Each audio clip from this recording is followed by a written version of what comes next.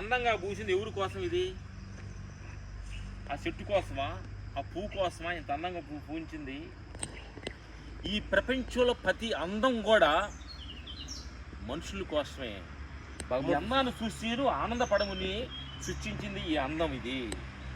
అలాగే ఈ ప్రపంచం కూడా అందాలు, ఈ సముద్రాలు, కొండలు, నదులు, ఈ పక్షులు, జీవరాశులు అన్నీ కూడా వాటి అందాన్ని అవి చూసుకోవడానికి కాదు, వాటన్నిటిని చూసి నువ్వు ఆనందపడటానికి కోసమే మనిషి అనేవాడు అన్ని జీవరాశుల్లో కూడా గొప్పవాడు, ఈక్వల్ టు గాడ్ అని చాలామంది పెద్దలు గురువులు అన్నారంటే ఇది 100% సత్యం అన్నమాట.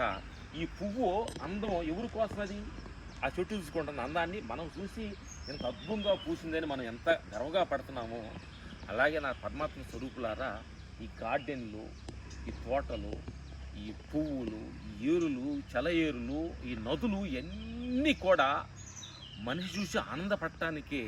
అందుకని నదిని చూసి నది ఆనందపడదు, ఆ నదిని చూసి మనం ఆనందపడటానికే నువ్వే భగవంతుడు. అందుకని ప్రపంచంలో ప్రతి ఆనందాన్ని చూసి ఆనందపడాలి తప్ప ప్రతి లోభాన్ని చూసి, ప్రతి తప్పును చూసి నువ్వు దుఃఖపడి ఇదేనా నా జీవితం అని అనుకోవద్దు. నీ కోసం ప్రపంచం అంతా ప్రతి క్షణం పువ్వుల్లాగా ప్రతి క్షణం ఆరబోస్తూ, పొద్దున్నే సూర్యుడు, నైట్ అయితే చంద్రుడు, ఇలాంటి అద్భుతాలన్నీ ప్రపంచంలో ఉన్నాయి కాబట్టి వాటిని ప్రతి క్షణం చూస్తూ ఆనందంగా ఉండటం అనేది అద్భుతమైన సత్యం. Okay, thank you.